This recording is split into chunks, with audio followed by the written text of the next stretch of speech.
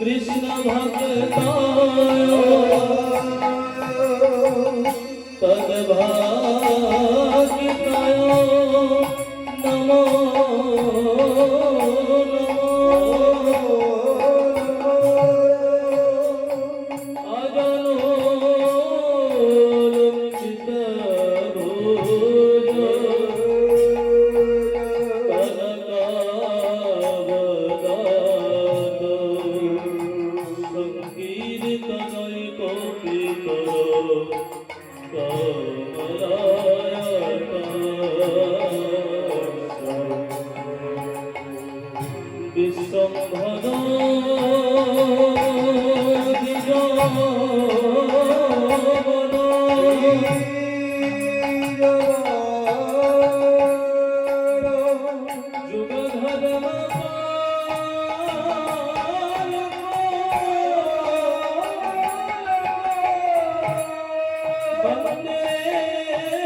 जगत प्रिय करो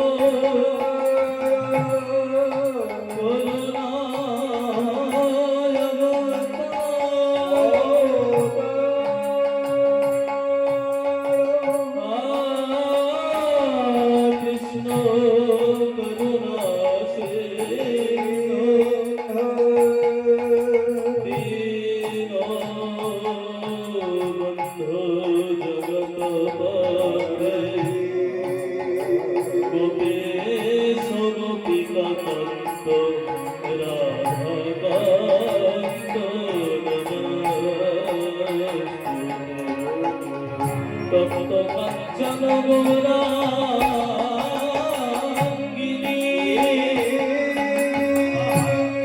রাধে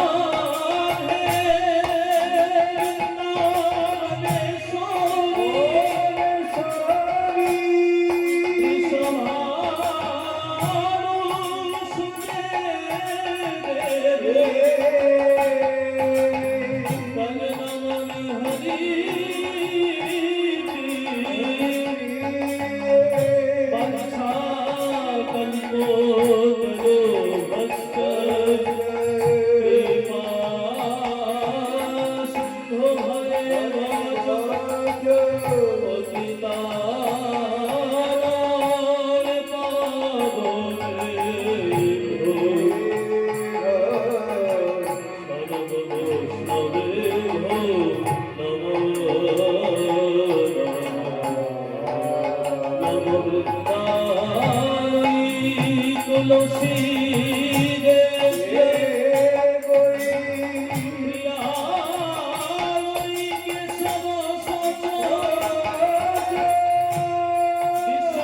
ভক্তি করে দেবী সত্যবন্তই নমো নমো সত্যবন্তই নমো নমো সত্যবন্তই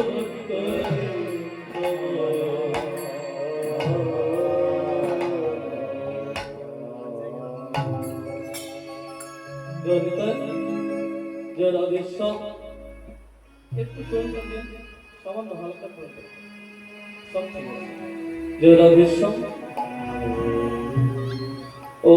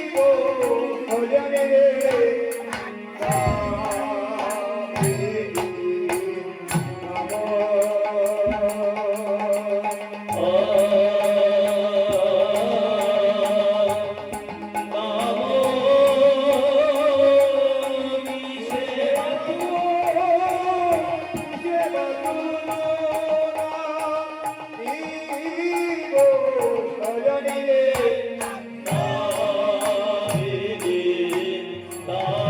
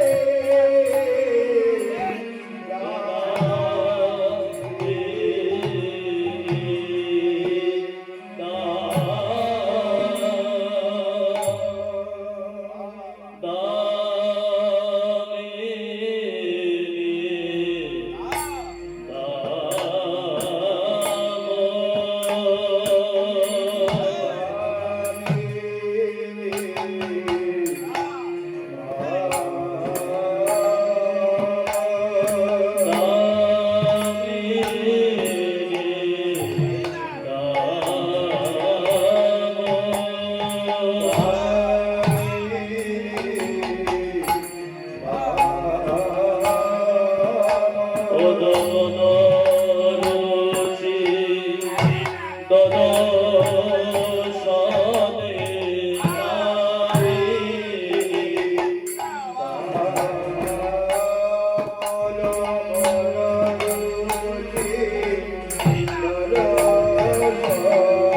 সখিনী দূরে কি বাদর পতিতা রে ও সজনী রে কি বাদরে গেল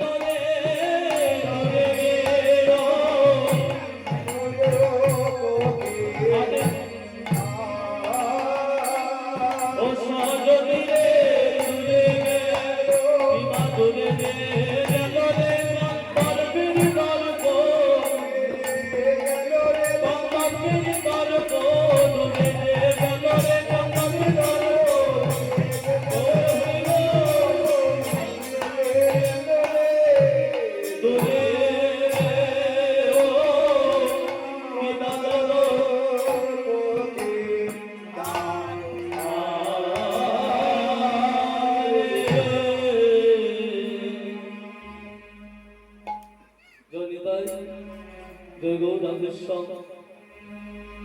সর্বপ্রথমেই সভামাঝে উপস্থিত মহতি হরিবাসনে সকল সাধুগুরু বৈষ্ণব চরণে ব্রাহ্মণ চরণে আমার মাতা পিতা শ্রী গুরুদেব বৃন্দের চরণে ভক্তমণ্ডলী বাবাদের চরণে ভক্তিমতী মায়েদের চরণে সকল ভক্তের চরণে এই দাসী রইল অনন্ত অনন্ত কোটি দণ্ডবত প্রণাম।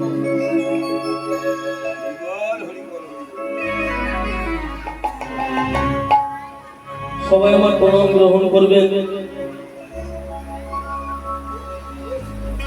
বিনিময়ে এই অধমকে আশীর্বাদ করবেন। কেন বলছি জানেন না, ভক্তের আশীর্বাদ ছাড়া জীবনে কেউ কোনোদিন বড় হতে পারে না। কবিরাজ গোস্বামী তার চৈতন্য চরিতামৃতে বললেন, কোন মহতের কৃপা ছাড়া কোন কার্য সিদ্ধি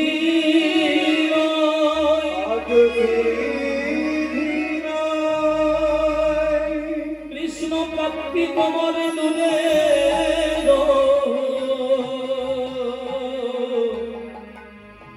সংসার নহে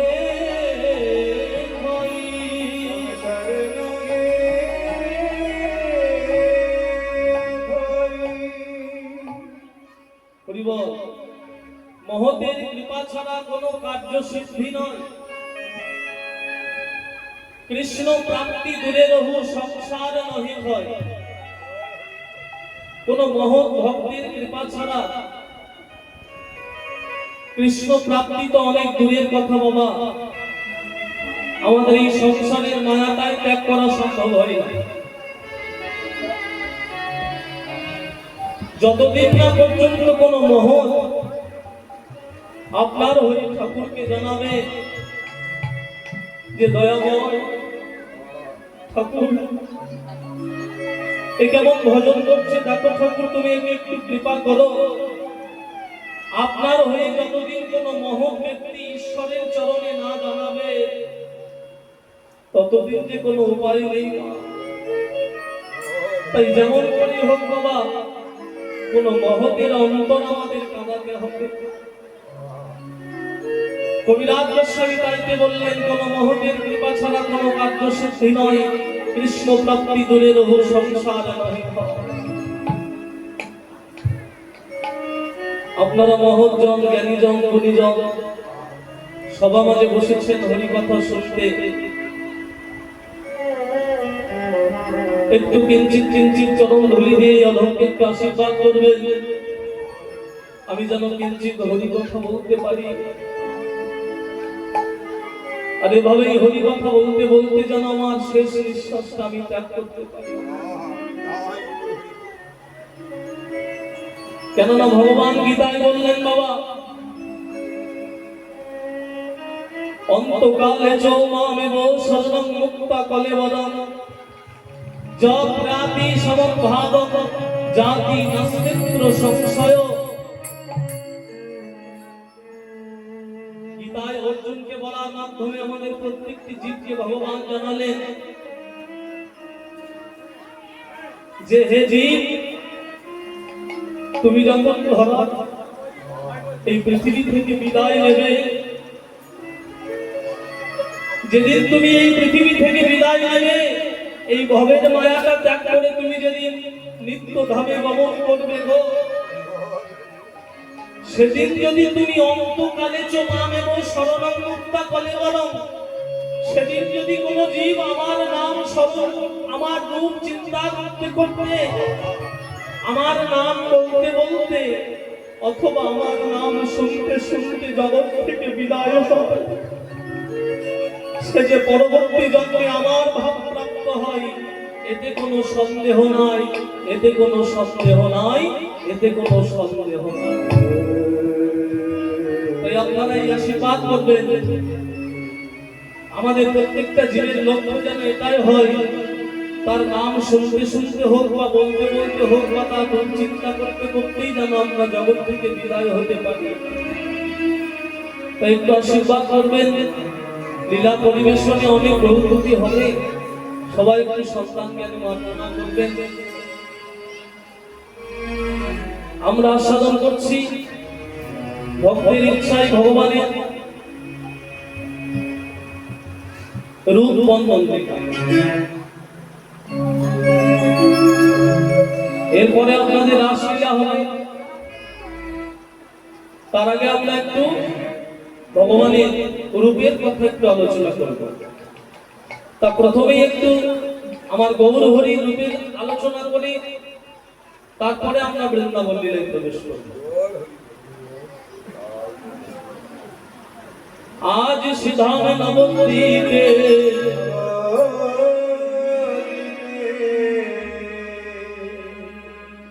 বেলি অবসান কালে নদীয়ার আগে ভাগ্যবতী রমণী সুরধুনিতে জল আনতে গিয়ে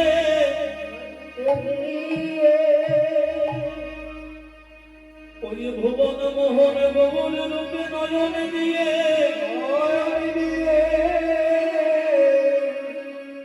ওই হরি বলা রসের বদনে নয়ন দিয়ে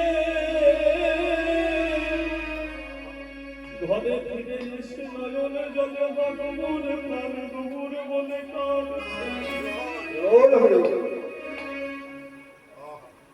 ঠিক এমন সময় তার সখী এসে বলছে, সজনী অমন করে কাঁদিস কেন রে? গৌর প্রিয়া নগরী বলে সখী রে, বেলি অবসান কালে আমি গিয়েছিলাম সুরধুনিতে জল আনতে। সুরধুনিতে জল আনতে গিয়ে ওই হরি বলা রসের বদলে নয়ন দিয়ে আমার ভুবন ঘন গৌর রূপে নয়ন দিয়ে সেই অবধি আমি যে আর ধরতে পারি না সখী। সেই গৌর রূপে দর্শন করে আমার মনে হলো এই ত্রিভুবনে গৌর রূপের তুলনা মেলে না।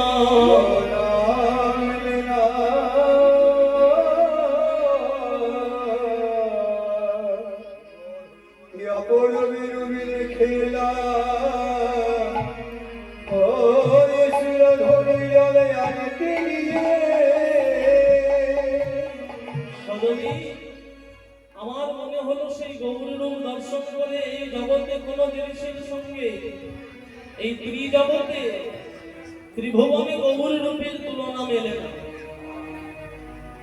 তা যে শুনছে তার সখী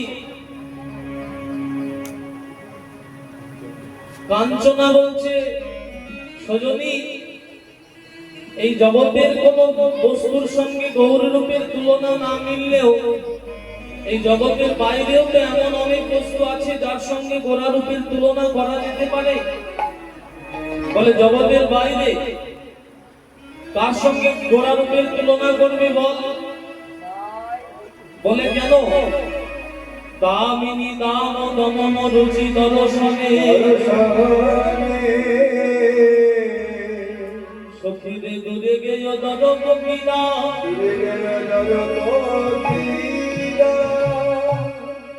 দামিনী দাম, দামিনী মানে বিদ্যুৎ, আর দাম মানে মালা।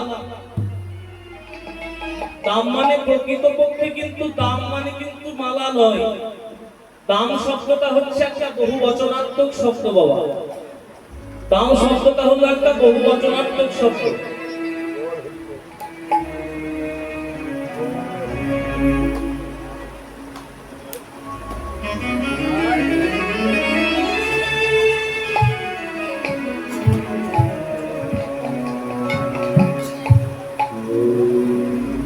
দাম হলো একটা বহুবচনাত্মক শব্দ। অনেক অনেক বিদ্যুৎকে বোঝাতে এই দাম শব্দটা ব্যবহার করা হচ্ছে। তাহলে দাম মানে, এখানে যদি দাম মানে মালা হয়, তাহলে আরো কথা দেখবেন আপনারা, শুনে থাকবেন এই কথাগুলি। আমাদের অনেক বৈষ্ণব পদাবলীও আছে। দাম চম্পকে কান পূজল জয়ছে সারদ চন্দ্র। তাহলে দাম ও চম্পকে মানে এখানে চম্পক ফুলের মালা বোঝাচ্ছে। আবার দেখবেন একটা কথা আছে কেশদাম। তাহলে কেশ মানে কি? কেশ মানে চুল। তাহলে চুলের কি কখনো মালা হয়? চুলের কি মালা হয়? তাহলে দাম চম্পক দাম মানে চম্পক ফুলের মালা, আর দামিনী দাম মানে বিদ্যুতের মালা বোঝাচ্ছেন। মালা যদি প্রকৃতপক্ষে মালাই হবে, তাহলে কেশদাম মানে কেশের মালা হওয়া দরকার। তাহলে চুলের কি কখনো মালা হয়?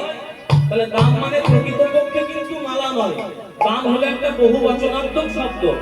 সেই অনেক অনেক বিদ্যুৎকে বোঝাতে মহাজন এই কথাটা ব্যবহার করলেন, দামিনী দাম, অর্থাৎ অনেক অনেক বিদ্যুৎকে এক জায়গায় জড়ো করলে, জমা করলে তার যে জ্যোতি হয়, সেই জ্যোতি হার মেনে যায় গৌর রূপের আগে।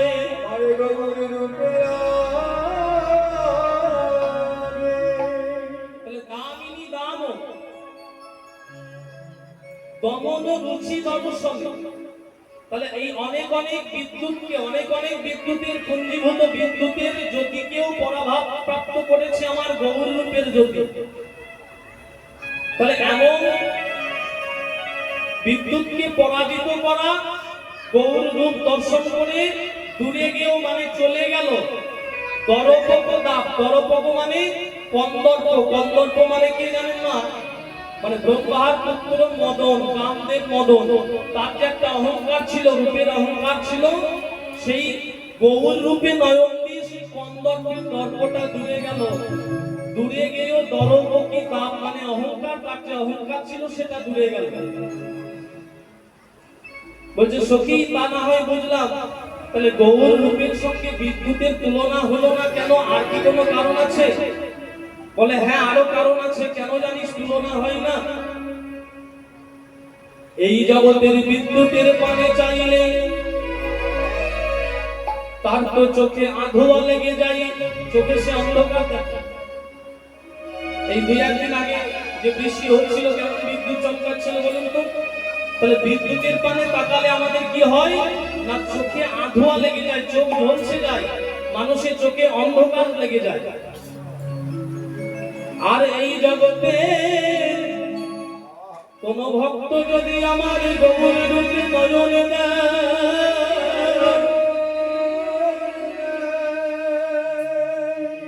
তাহলে তার তো চোখে আধোয়া লাগে না, বরঞ্চ তার কি হয় জানিস?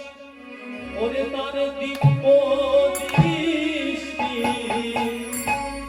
খুলে খুলে যায় রে।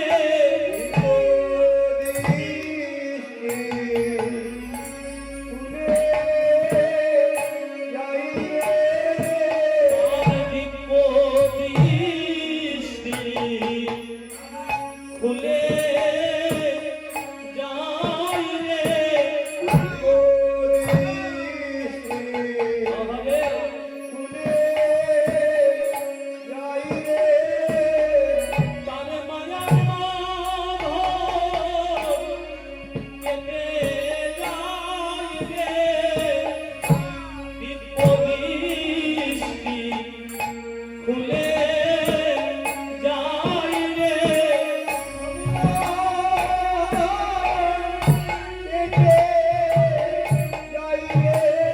গৌর সেবার লোভী কালী হয় রে তার মায়ার বাঁধন কেটে যাই রে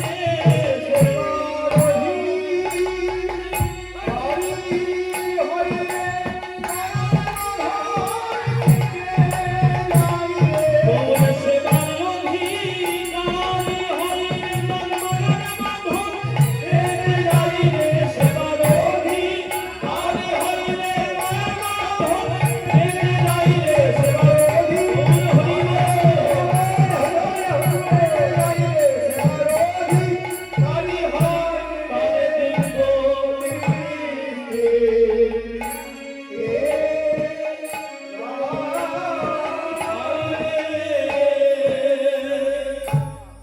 হরিবল এই জগতে বিদ্যুতের পানে তাকালে মাত্র চোখে আঁধোয়া লেগে যায়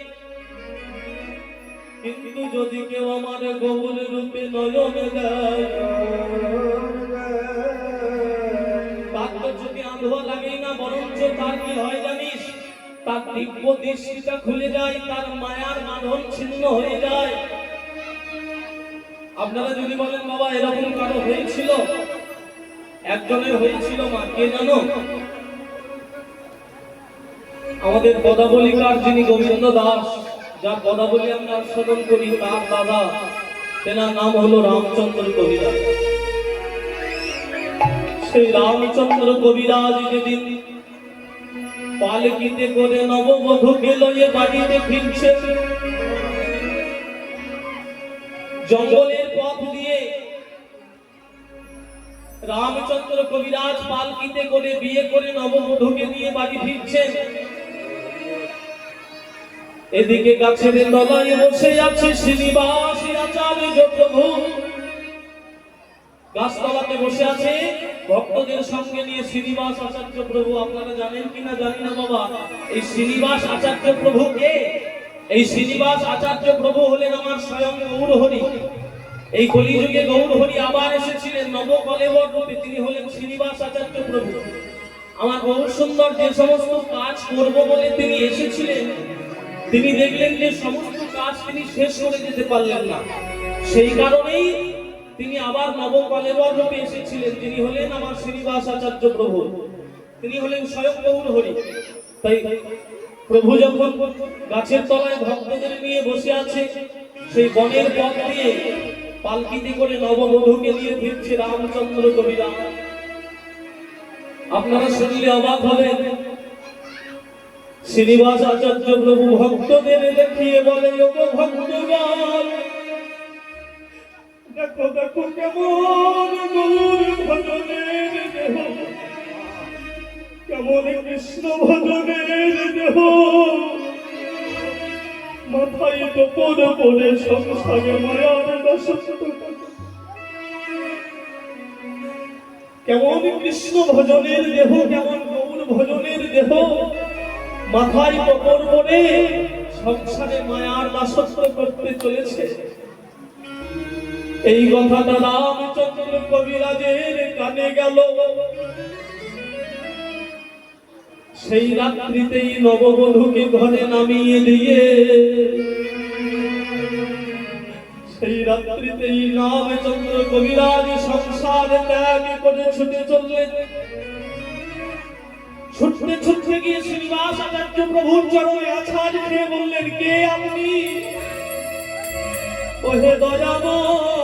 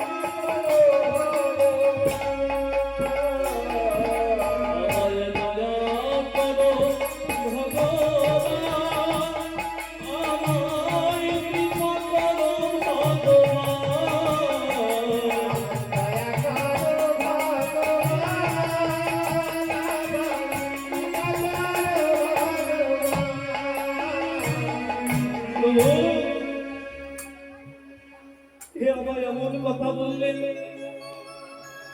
সেই রাত্রিতেই সংসার ত্যাগ করে রামচন্দ্র কবিরাজ শ্রীনিবাস আচার্য প্রভুর চরণ আশ্রয় করে বৈষ্ণব ধর্ম গ্রহণ করলেন। তাহলে চিন্তা করতে পারেন যে গৌর রূপে নয়ন দিলে জীবের কেমন দিব্য দৃষ্টিটা খুলে যায়, তার মায়ার বন্ধনটা ছিন্ন হয়ে যায়, যেমন হয়েছিল রামচন্দ্র কবিরাজের। আর গৌর রূপের সঙ্গে আরো তুলনা হয় কি না, এই জগতের বিদ্যুৎকে যদি কোনো মানুষ স্পর্শ করে সে তো মারা যায়। কি বাবা, বিদ্যুৎকে যদি কেউ স্পর্শ করে তাহলে বিদ্যুৎ স্পর্শ করলে কি হবে? মানুষ কি আর বেঁচে থাকবে? সে মারা যাবে।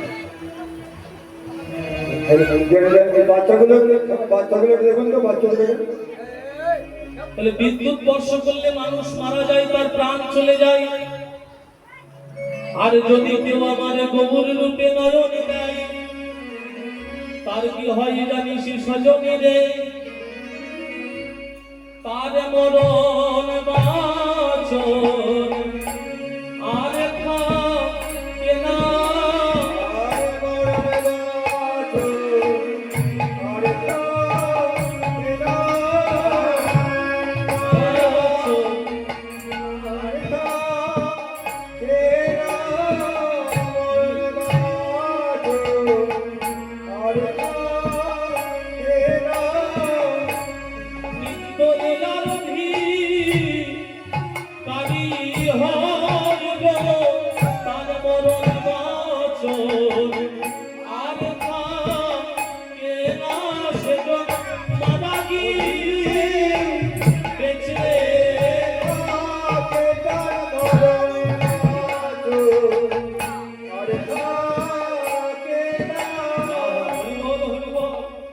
এই জগতের বিদ্যুৎকে যদি কেউ স্পর্শ করে বা বিদ্যুৎ যদি কাউকে স্পর্শ করে সে মারা যায়।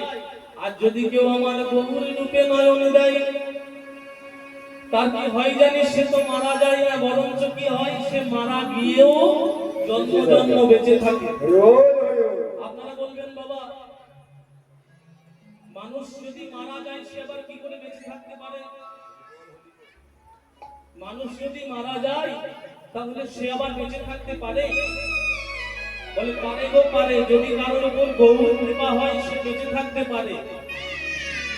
আজও বেঁচে আছে কারা বলুন তো? বেঁচে নেই। আমার ছয় গোস্বামী জয় রবি সনাতন ভট্ট রঘুনাথ শ্রীদেবী গোপাল ভট্ট দাস রঘুনাথ, এই ছয় গোসাইয়ের গরি চরণ ওগো যাহা হইতে বিঘ্ন নাশ অভীষ্ট পূরণ। তাহলে রূপ গোস্বামী সনাতন গোস্বামী যাদের উপরে গৌর কৃপা হয়েছিল, সেই গোস্বামী রঘুনাথ দাস গোস্বামী, তাদের নাম তো আমরা আজও আমরা স্মরণ করছি। তাদের পদাবলী বলুন আমরা আজও আসরে গাইছি। তাহলে তাদের সৎ কর্মের দ্বারা তাদের উপর গৌর কৃপা হয়েছিল বলে তাদের এই অনিত্য দেহটা কিন্তু চলে গিয়েছে মা, কিন্তু তারা আজও তাদের কর্মের ভিতরে তারা আজও যুগ যুগ ধরে বেঁচে আছে। তাহলে যার উপরে গৌর কৃপা হয় সে মানুষ মারা গিয়েও বেঁচে থাকতে পারে। তাই বললেন গৌর রূপের সঙ্গে তুলনা হয় না। আর কেন জানিস? দেখলাম বিদ্যুতের সঙ্গে তুলনা হয় না। তা এই জগতে বিদ্যুতের তো কোনো সৌরভ নাই, এই জগতের বিদ্যুতের তো কোনো সৌবন্ধ নাই। তা যে শুনছে সে বলছে, তার সঙ্গে আর্চনা বলছে আচ্ছা তাহলে বিদ্যুতের না হয় কোনো সৌবন্ধ নাই, সৌরভ নাই, তাহলে এমন এই জগতে যার সৌবন্ধ আছে সৌরভ আছে এমন কোন বস্তুর সঙ্গে তো গৌররূপের তুলনা হতে পারে? বলে হ্যাঁ তা পারে। কার সঙ্গে করবি? বলে কেন? সৌর কুসুম। আরে কি বসন তো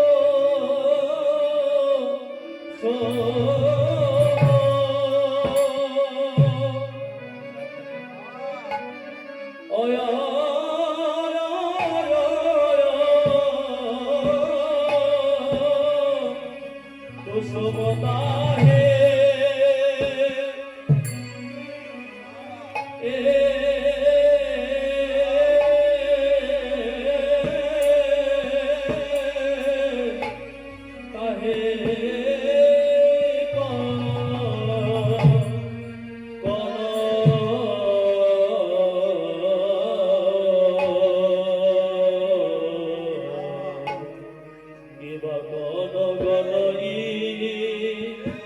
গলয় রে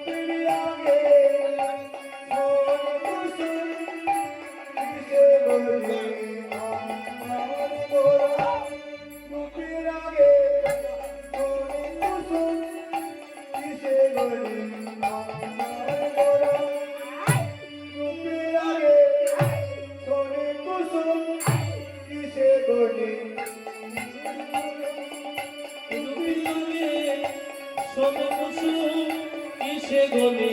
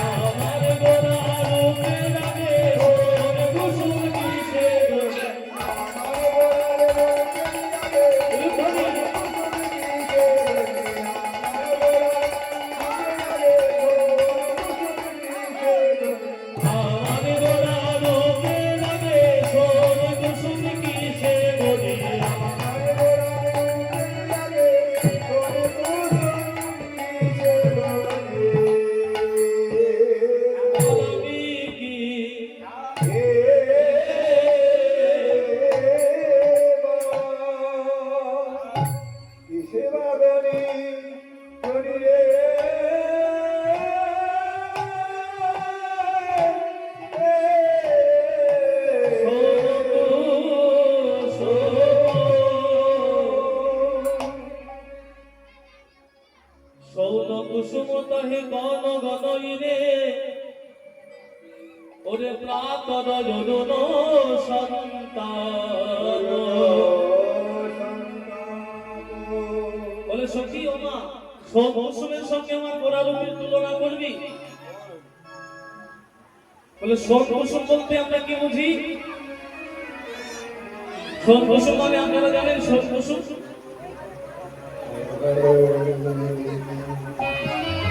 আমরা মনে করি শোক কুসুম মানে সোনের ফুল কিন্তু পদাবলীতে মহাজন সেটা বোঝাচ্ছেন না শোক মানে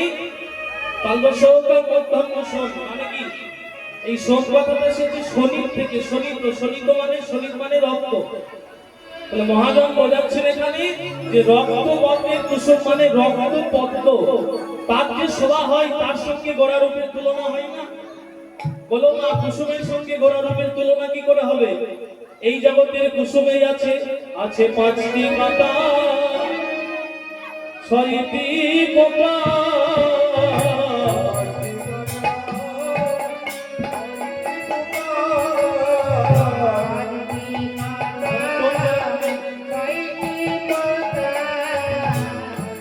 পাঁচটি কাঁটা ছয়টি পোকা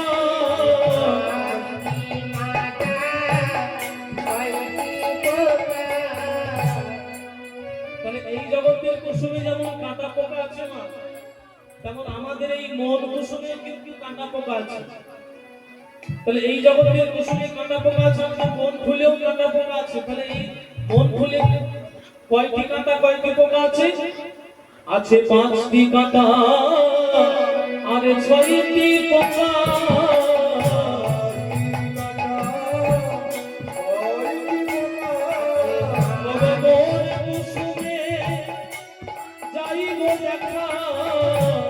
আছে পাঁচটি কাঁটা আর ছয়টি পোকা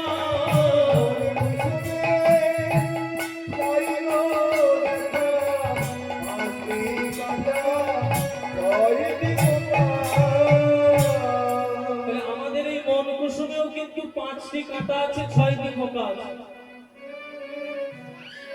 তাহলে পাঁচটি কাঁটা কি জাতি বিদ্যা মহতঞ্চ রূপ যৌবন মেবচ অতি যত্নেন পরিবর্জয়ে ভক্তেষু পঞ্চকণ্টকা ভালো করে শুনতে হবে নাহলে কিছু বোঝা যাবে না জাতি বিদ্যা মহমঞ্চ রূপ যৌবনমেব চ অতি যত্নেন পরিবর্জয়ে ভক্তি সুপঞ্চ গন্তব্য। পাঁচটি কাটা কি দেখবেন? জাতির অহংকার, মানে আমি ধরুন বর্ণের শ্রেষ্ঠ ব্রাহ্মণ, সবকিছুতে অধিকার আমার আগে, এই যে জাতির অহংকার, এটি একটি কাটা। বিদ্যা, কত বিদ্যা, কত ডিগ্রি চাই বলুন?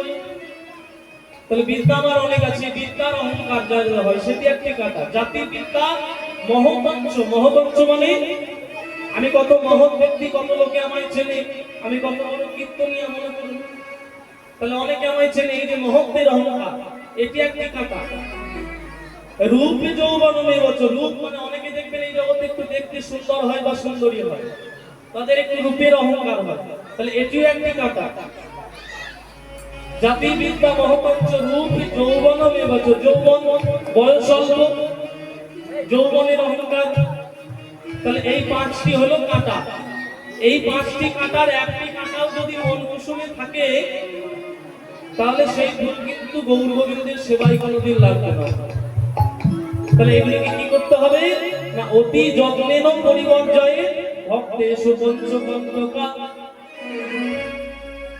অতি যত্নেন পরিবর্জয়ে ভক্তেষু পঞ্চকন্টকা।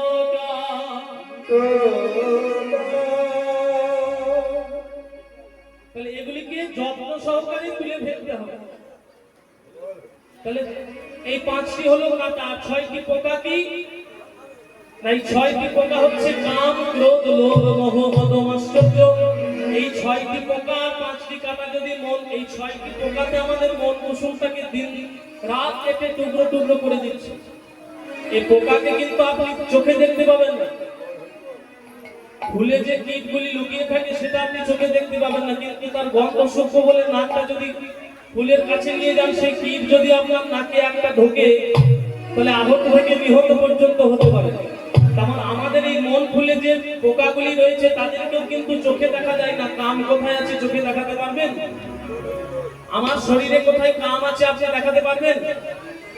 তাহলে কাম, ক্রোধ, লোভ, মোহ, মদ, মাৎসর্য, এই পোকাগুলিকেও কিন্তু চোখে দেখা যায় না, কিন্তু এদের ক্রিয়াটা কিন্তু মারাত্মক। হরি হরি বল, এদের ক্রিয়া মারাত্মক, বোঝা যায় যে এরা আছে। তাহলে এই পাঁচটি কাঁটা, ছয়টি পোকা আমাদের মন কুসুমটাকে কেটে টুকরো টুকরো করে দিচ্ছে। তাই গুরুচরণ আশ্রয় করে এই কাঁটা পোকাগুলিকে দূরে সরিয়ে দিলে তবেই কিন্তু আমাদের এই মন ফুলটা গৌর গোবিন্দের সেবায় লাগবে। নিবাস গন্ধ হরি হরি বল।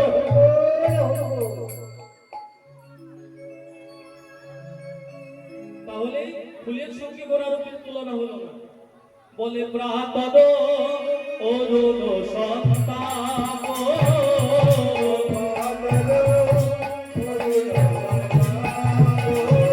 সন্তাপে আছে রে, সন্তাপে আছে রে, প্রভাতের অরুণ বলি যাবে, সন্তাপে আছে রে।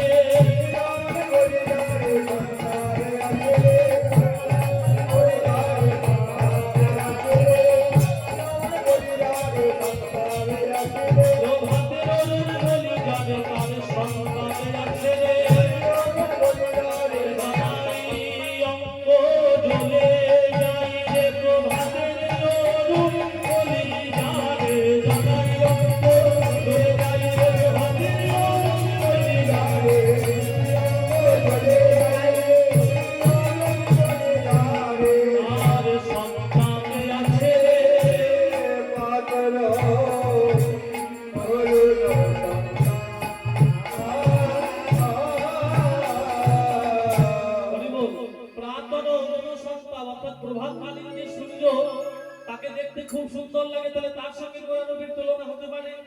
বলে মা প্রভাতের সূর্য, একই বলছিস সখী, প্রভাতের সূর্যের যত বেলা বাড়ে তত কিন্তু তার তাপ বৃদ্ধি হতে থাকে। কি বাবা? সূর্যের সকালবেলায় একটা তাপ, একরকম তাপ থাকে, আর যত বেলাটা বাড়তে থাকে তার তাপ বৃদ্ধি হয় না? কমে যায় বলুন তো? তাপ বৃদ্ধি হয় তো, বেড়ে যায়। সেই দুপুর বেলার সূর্যের তাপ যদি অঙ্গে লাগে গা জ্বালা পড়া যায়। তাহলে সূর্যের তাপ বেলা বাড়ার সঙ্গে সঙ্গে তাপ বাড়তে থাকে। কিন্তু এই জগতে যদি কারোর উপরে গৌরী কৃপা হয়, কেউ যদি গৌর রূপে নয়ন দেয় তার তো তাপ বৃদ্ধি হয় না, বরঞ্চ কি হয় জানিস, এই সংসার পথে চলতে গিয়ে সে যদি তৃতাবয়াদি জায়গাতে গন্ধিভূত হয়, সেই তাপ তার প্রশমিত হয়ে যায়, সেই তাপ তার নির্বাপিত হয়ে যায়। কার হয়েছিল জানেন? আমাদের শিবাস পণ্ডিত, যার ঘরে মহাপ্রভু প্রত্যেক দিন কীর্তন করতেন। সেই শিবাসের ঘরে একদিন মহাপ্রভু কীর্তন করছেন, নিত্য কীর্তন করছেন।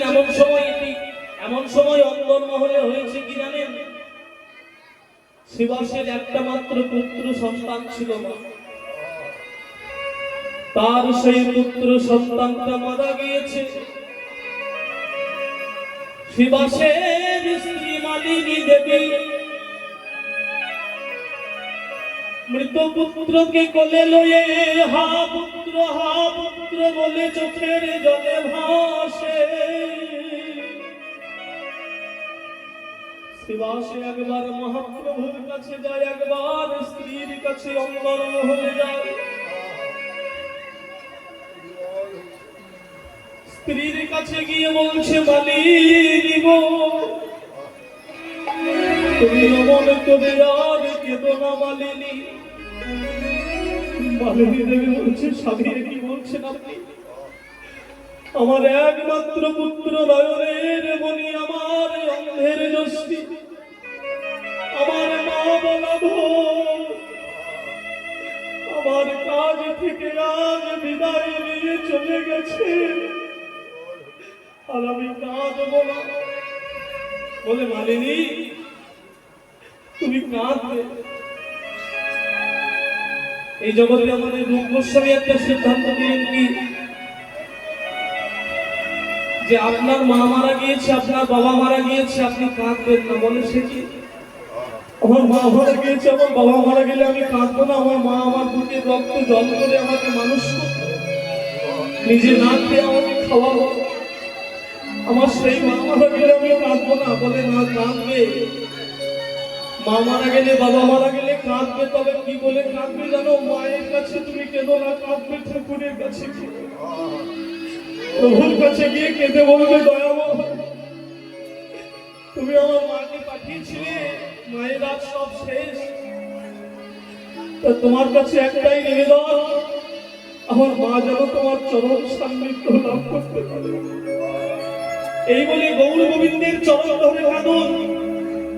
শিবাস আজকে মালিনীকে বলছে, মালিনী তুমি আজ হা পুত্র বলে কেঁদো না, আমার মহাপ্রভু কীর্তন করছে, তার নিত্য কীর্তনে যে ব্যাঘাত ঘটবে। শিবাস মহাপ্রভুর কাছে যখন এলেন, মহাপ্রভু বলছে, কি শিবাস, কেন জানি না আজ তোমার গৃহে নিত্য কীর্তন করে তো আমার আনন্দ হচ্ছে, আজ কেন জানি না আমার নিত্যের তাল ভঙ্গ হয়ে যায়। শিবাস, তোমার ঘরে কি কোনো অমঙ্গল হয়েছে? শিবাস, শিবাস কেঁদে কেঁদে বলছে, দয়াময় যার ঘরে স্বয়ং গৌর হরি, স্বয়ং ভগবান কীর্তন করে, বলো বলো দয়াময়, তার ঘরে কি কোনো অমঙ্গল হতে পারে? আমার ঘরে কোনো অমঙ্গল হয়নি দয়াময়। তবে শিবাস, কেন আমার নিত্যের তাল ভঙ্গ হয়ে যায়? কেন আমার হরি নামে আজকে আনন্দ আসছে না? শিবাস এক ভক্ত পাশ থেকে বলল, প্রভু আজ যে শিবাসের আগে মাত্র সন্তান, সে তো মারা গেছে। গৌর হরি বলে, শিবাস গো, এই জগতে ভক্ত তো অনেক দেখেছি, কিন্তু যার একমাত্র সন্তান এহ জগৎ থেকে বিদায় নেয়, সেই সন্তানের দুঃখে তুমি আজ একবার তুমি কাঁদলে না? শিবা, তুমি আমার সঙ্গে সে হরিনাম করছো, তুমি পুত্রের জন্য একবার কাঁদলে না? তাহলে আপনারা একবার চিন্তা করে দেখুন তো বাবা, সুভাষের উপর গৌর কৃপা হয়েছিল বলে সেদিন সুভাষ পুত্র শোকে কাঁদেনি। এই জগতে পুত্র শোকের থেকে বড় শোক আর কিছু নাই না। এই জগতে মা বাবা বেঁচে থাকতে যদি কারো সন্তান চলে যায় তার মতো দুঃখ এই জগতে আর কিছু নাই। কিন্তু সুভাষের পুত্র চলে গেছে, কিন্তু সুভাষ সেদিন কাঁদেনি। সুভাষ কেঁদেছিল কোন দিন জানো?